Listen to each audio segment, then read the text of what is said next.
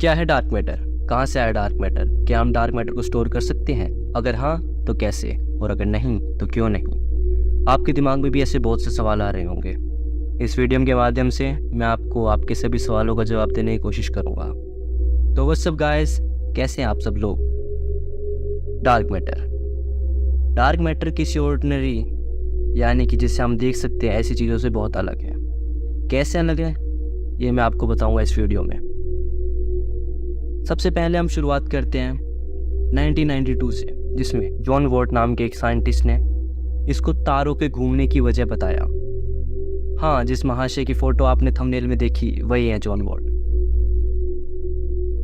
फिर उसके ठीक एक साल बाद फ्रिट्ज, जो कि गैलेक्सीज और उनकी स्पिन पे अपनी स्टडी कर रहे थे, उनने गैलेक्सीज के स्पिन होने का कारण इस एक इनविजिबल मास को बताया, जिसको उन्होंने मिसिंग मास का नाम दिया। प्लैंक मिशन टीम हमें बताती है कि पूरी यूनिवर्स के अंदर अगर मास एनर्जी कॉम्पोजिशन को देखें तो सिर्फ 4.9% ऑर्डिनरी मैटर है।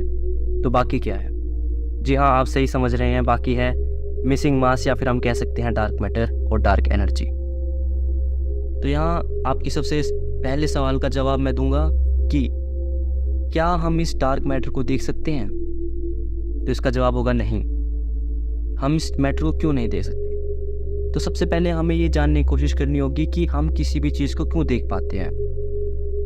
तो लाइट जब किसी भी ऑब्जेक्ट के ऊपर पड़ती है तो वो पर्टिकुलर ऑब्जेक्ट लाइट के कुछ पार्ट को एब्जॉर्ब करता है और कुछ पार्ट को रिफ्लेक्ट करता है। तो जो रिफ्लेक्टेड पार्ट है वो हमारी आंखों में जब जाता है तो हम उस ऑब्जेक्ट को देख पाते हैं। और यहीं से हमें वजह मिलती है डार्क मैटर के ना दिखाई देने की, क्योंकि डार्क मैटर किसी भी इलेक्ट्रोमैग्नेटिक वेव या तरंगों को ना ही एब्जॉर्ब करता है ना ही रिफ्लेक्ट करता है। तो इस चीज़ का सवाल ही नहीं उठता कि हम उसे अपनी नॉर्मल आइज से या नॉर्मल कंडीशंस में हम उसे देख पाएँ।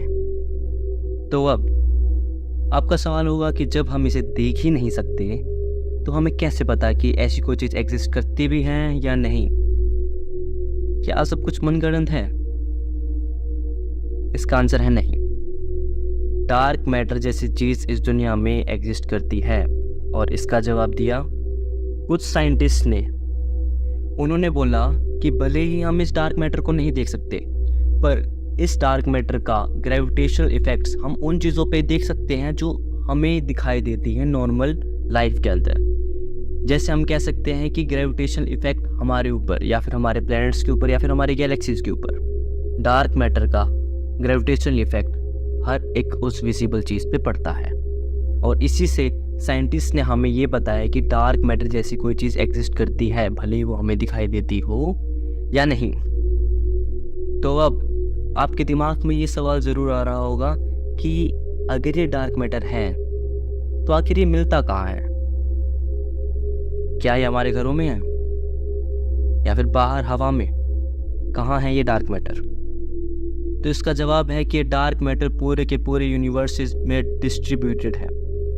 डार्क मैटर गैलेक्सीज के अंदर हेलोज की तरह रहता है। हेलोज का मतलब एक रिंग लाइक स्ट्रक्चर जो कि है गैलेक्सीज के चारों तरफ। और सबसे कमाल की बात है कि ये रिंग जो गैलेक्सीज के चारों तरफ है, ये एक स्काफोल्डिंग की तरह काम करती है पूरी गैलेक्सी के लिए।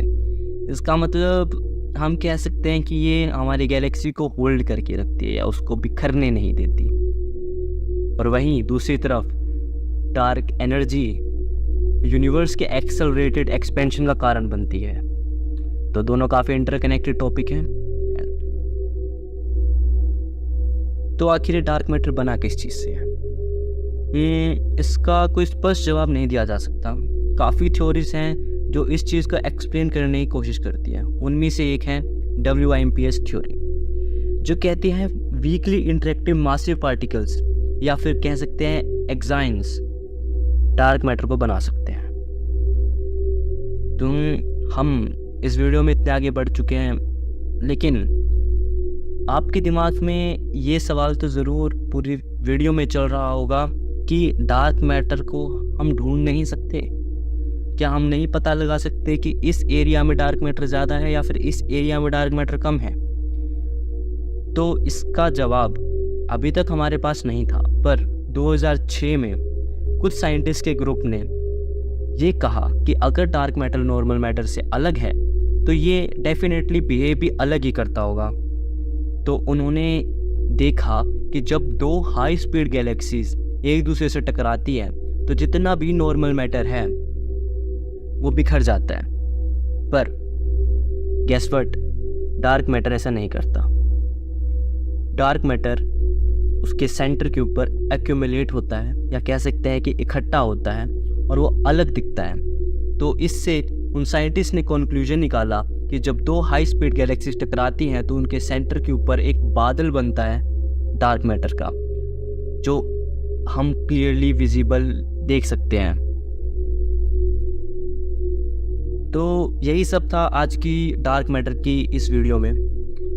अगर आपको वीडियो देखने में कोई नॉलेज या फिर इंटरेस्ट आया हो तो आगे हमारी चैनल के अंदर बहुत सी ऐसी वीडियोस आने वाली हैं जो और भी ज़्यादा इंटरेस्टिंग होंगी। For example black holes and dark energy, बहुत से ऐसे मिस्टीरियस थिंग्स, बहुत सी ऐसी मिस्टीरियस टॉपिक्स। तो अगर आप एक नॉलेज सीकर हैं और अगर आप अपनी नॉलेज को बढ़ाना चाहते हैं तो आप हमारे चैनल को सब्सक्राइब कर सकते हैं और अपना सपोर्ट हमें दिखा सकते हैं। Thanks for watching.